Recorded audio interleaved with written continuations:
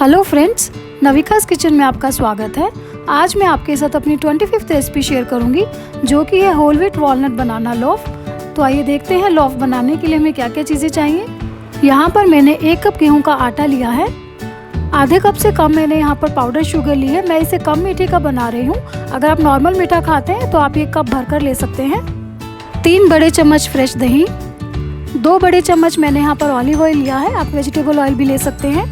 1 छोटा चम्मच baking powder, 1 चुटकी नमक, आधा छोटा चम्मच बेकिंग सोडा, आधा छोटा चम्मच वनीला एसेंस, 1 छोटा चम्मच मैंने यहाँ पर बीज लिए हैं 3-4 तरह के। थोड़े से मैंने यहाँ पर वॉलनट्स और क्रैनबेरी ली है। आप चाहें तो सिर्फ वॉलनट्स ले सकते हैं। 2 हम बनाना का यूज़ करेंगे। यहाँ पर मैंने बनाना जो लिए हैं वो पूरे अच्छे तरह से पके हुए बनाना है। ओवरराइप बनाना हमें लेने हैं। अगर बनाना कच्चे हुए तो हमारा जो लोफ है वो अच्छा नहीं बनेगा। तो प्लीज़ आप उन्हें अच्छे से पकाइए, उसके बाद ही आप उन्हें यूज़ कीजिए। अब हम अपना केक बनाना स्टार्ट करते हैं। सबसे पहले हमें ड्राई इंग्रेडिएंट्स को छानना है। मैंने इसमें आटा डाल दिया है। अब हम इसमें नमक ऐड करेंगे, बेकिंग पाउडर, बेकिंग सोडा। अब इसे हम अच्छे से छान लेंगे। दोनों बनानास को मैंने पीसीज में कट कर लिया है। फोक की हेल्प से हम इन्हें मैश करेंगे। एकदम अच्छे से हमें इन्हें मैश करना है। इस तरह का देखिए हमें टेक्सचर चाहिए। अब हम इसमें अपना ऑयल ऐड करेंगे। इसके बाद दही इसमें डालना है। दही के बाद वनीला एसेंस इसमें ऐड कीजिए।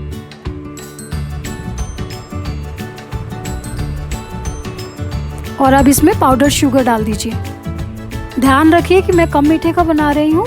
आप इसको पूरा भर के कप को यूज़ कीजिएगा अगर आप नॉर्मल मीठा खाते हैं। अब इसे हमें अच्छे से मिक्स करना है। सारी चीज़ें आपस में मिल जानी चाहिए अच्छे से। इसके बाद जो हमारा मोल्ड है हम उसको ग्रीस कर लेते हैं। एक ब्रश की हेल्प से ऑयल लगा दीजिए उसमें। पार्चमेंट पेपर रखने के बाद दोबारा से एक बार ग्रीस कर दीजिए। अब हम इसे साइड में रख देंगे और अपने ड्राई इंग्रेडिएंट्स को मिक्स करेंगे मिक्सचर के अंदर। हाफ करके हम इसमें मिक्सचर ऐड करेंगे। इसे मिक्स करेंगे। अब स्लो हैंड से हम इसे मिक्स करेंगे। बहुत फास्ट मूवमेंट्स नहीं करेंगे हैंड्स की। कट एंड फोल्ड का मेथड हमें यूज करना है।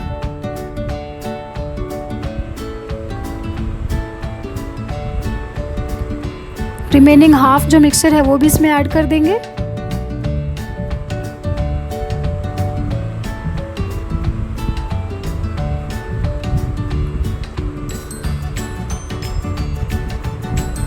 इस टाइम पर हम इसमें 2 बड़े चम्मच दूध ऐड करेंगे। दूध ऐड करने के बाद इसे मिक्स कर दीजिए। इस तरह की कंसिस्टेंसी हमें चाहिए बैटर की। अब ड्राई फ्रूट्स के अंदर 1 छोटा चम्मच सूखा आटा डालकर मिक्स करेंगे। सूखा आटा डालने से जब हम बेक करते हैं तो ड्राई फ्रूट्स पैन के बॉटम में नहीं बैठते हैं। अब इसे बैटर के अंदर डाल देंगे। डालने के बाद एक बार मिक्स कर दीजिए। बैटर को मोल्ड में ट्रांसफ़र कर देंगे। मैंने अपना ओवन ऑलरेडी प्रीहीट कर लिया है 180 डिग्री सेल्सियस पर। स्पैचुला की हेल्प से इसे लेवल कर दीजिए। 1-2 बार इसे टैप कर देंगे ताकि जो एक्सेस एयर बबल्स हैं वो निकल जाएं। बचे हुए ड्राई फ्रूट्स और सीड्स इसके ऊपर डाल देंगे। एक बार और इसे टैप कर देंगे। हमें इसे 30 to 40 मिनट्स के लिए 180 डिग्री सेल्सियस पर बेक करना है। 40 मिनट्स के बाद मैंने इसे बाहर निकाल लिया है। ये बहुत अच्छे से बेक हो गया है। एक बार चेक कर लेते हैं टूथपिक की हेल्प से। इस तरह से हम एक टूथपिक इसमें डालकर देखेंगे। ये देखिए एकदम क्लीन निकल कर आई है। हमारा केक अच्छे से बेक हो गया है।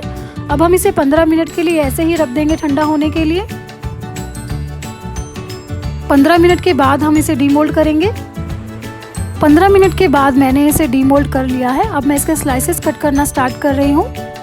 इस तरह से नाइफ की हेल्प से हम इसे कट करेंगे। देखिए फ्रेंड्स कितना मॉइस्ट सॉफ्ट हमारा केक बना है। बहुत ही अच्छे से बेक हुआ है। इसके ऊपर कलर भी बहुत अच्छा आया है, गोल्डन ब्राउन। प्लीज़ फ्रेंड्स, आप इस रेसिपी को घर पर ट्राई कीजिए और अपने अनुभव मेरे साथ कमेंट सेक्शन में शेयर कीजिए। अगर आपको ये रेसिपी अच्छी लगी तो प्लीज़ लाइक कर दीजिएगा। मेरा चैनल सब्सक्राइब करना ना भूलें और बेल आइकन को भी प्रेस कर दीजिएगा ताकि आपको नई नोटिफिकेशंस आती रहें। Thank you everyone for watching my video.